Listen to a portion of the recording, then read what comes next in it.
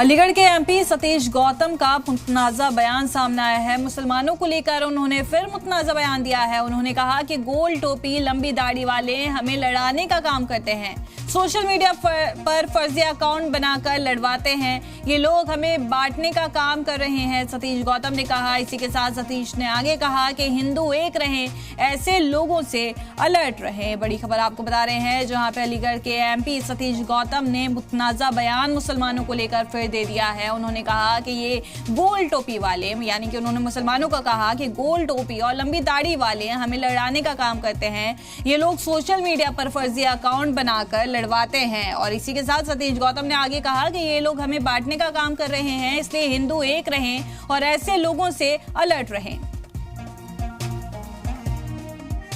पढ़िए होता क्या है कि अब क्या हो रहा है, नया काम मैं बता देता हूं। जैसे कोई मेरे खिलाफ बोल रहा है और किसी बयान पर, तो लिखेगा ठाकुर अभय सिंह, पंडित सुशील सिंह, चौधरी ये सिंह, अनुभव जार सिंह, लेकिन वो नहीं होता। वो ये वाले होते हैं और आईडी इस नाम की बना लेते हैं। ये ध्यान रखिए। कभी कभी क्या होता है, लड़ाने के लिए एक समुदाय बहुत अच्छा काम करता है, गोल टोपी लंबी दाढ़ी।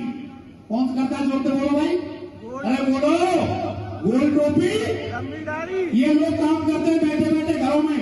कोई ठाकुर लगा लेगा, कोई पंडित लगा लेगा, कोई जात लगा लेगा, कोई कुछ लगा लेगा और हमें आपस में फेसबुक पर लड़ाएगा। और वो फर्जी फेसबुक होती है और फर्जी ट्विटर होता है, फर्जी होता है।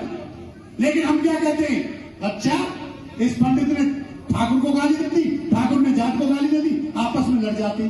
कृपया करके मेरा निवेदन है, ये सोशल मीडिया है, इसका थोड़ा ध्यान रखें।